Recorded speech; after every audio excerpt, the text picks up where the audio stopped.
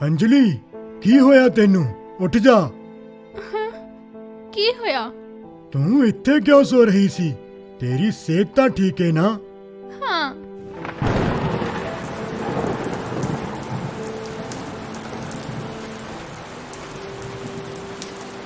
ए मौसम फिर ओहो जिहा ही हो रहा है।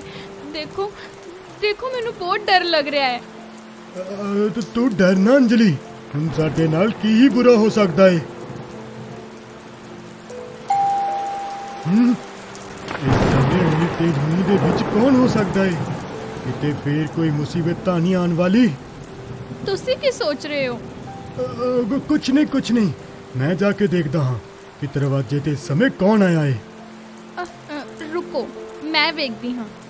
ओ तू रुक, मैं देखदा हाँ।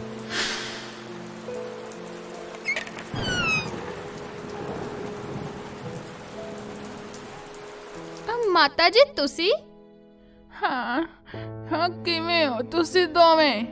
ਅਤੇ ਇਹ ਦਰਵਾਜ਼ਾ ਖੋਲਣ 'ਚ ਇੰਨਾ ਸਮੇਂ ਕਿਉਂ ਲਾ ਦਿੱਤਾ? ਹਾਂ, ਤੁਸੀਂ ਇੰਨਾ ਘਬਰਾਏ ਹੋਏ ਕਿਉਂ ਹੋ?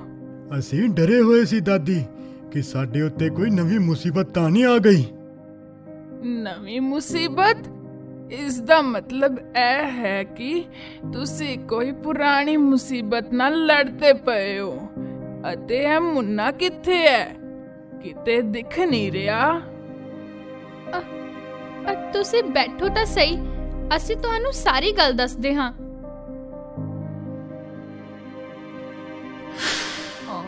ਤੁਸੀਂ ਹੁਣ ਮੈਨੂੰ ਆਪਦੀ ਪਰੇਸ਼ਾਨੀ ਦਾ ਕਾਰਨ ਦੱਸੋਗੇ ਜਾਂ ਨਹੀਂ?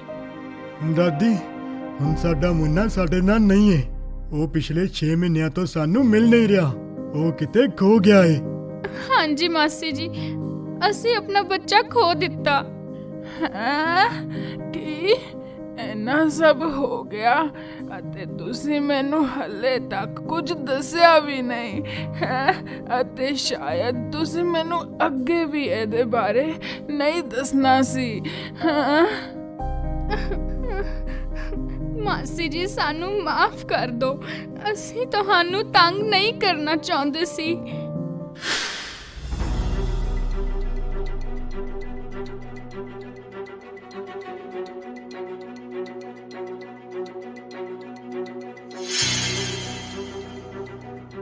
ਹੁਕਮ ਕਰੋ ਮੇਰੇ ਆਕਾ।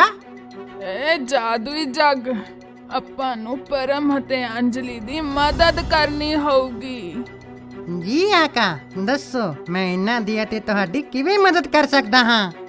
ਹਾਂ, ਇਹਨਾਂ ਦਾ ਮੁੰਡਾ 6 ਮਹੀਨੇ ਪਹਿਲੇ ਗਵਾਚ ਗਿਆ ਸੀ ਅਤੇ ਉਦੋਂ ਤੋਂ ਦੋਨਾਂ ਨੂੰ ਉਹਦੇ ਬਾਰੇ ਕੁਝ ਪਤਾ ਨਹੀਂ ਹੈ। ਤਾਂ ਕਿ ਤੂੰ ਇਹਨਾਂ ਦੇ ਬੱਚੇ ਨੂੰ ਘਰ ਵਾਪਸ ਲਿਆਉਣ ਦੇ ਵਿੱਚ ਇਹਨਾਂ ਦੀ ਮਦਦ ਕਰੇਂਗਾ। ਜ਼ਰੂਰ ਮੇਰੇ ਆਕਾ, ਮੈਨੂੰ ਇਹਨਾਂ ਦੀ ਮਦਦ ਕਰਕੇ ਖੁਸ਼ੀ ਹੋਊਗੀ। ਤੁਸੀਂ ਮੈਨੂੰ ਪਾਣੀ ਨਾਲ ਉੱਪਰ ਤੱਕ ਭਰ ਦਿਓ ਅਤੇ ਜਿਸ ਦਿਨ ਮੁੰਨਾ ਖੋਇਆ ਸੀ ਉਸ ਦਿਨ ਜਿੱਥੇ ਉਹ ਖੇਡ ਰਿਹਾ ਸੀ ਉੱਥੇ ਜਾ ਕੇ ਮੇਰੇ ਵਿੱਚੋਂ ਹੌਲੀ ਹੌਲੀ ਪਾਣੀ ਗਿਰਾਓ। ਹਾਂ, ਠੀਕ ਹੈ ਪਰਮ, ਜਿਵੇਂ ਜਾਦੂਈ ਜੱਗ ਕਹਿ ਰਿਹਾ ਹੈ ਨਾ, ਉਸੇ ਤਰ੍ਹਾਂ ਹੀ ਕਰਦਾ ਜਾ। ਜੀ ਦਾਦੀ।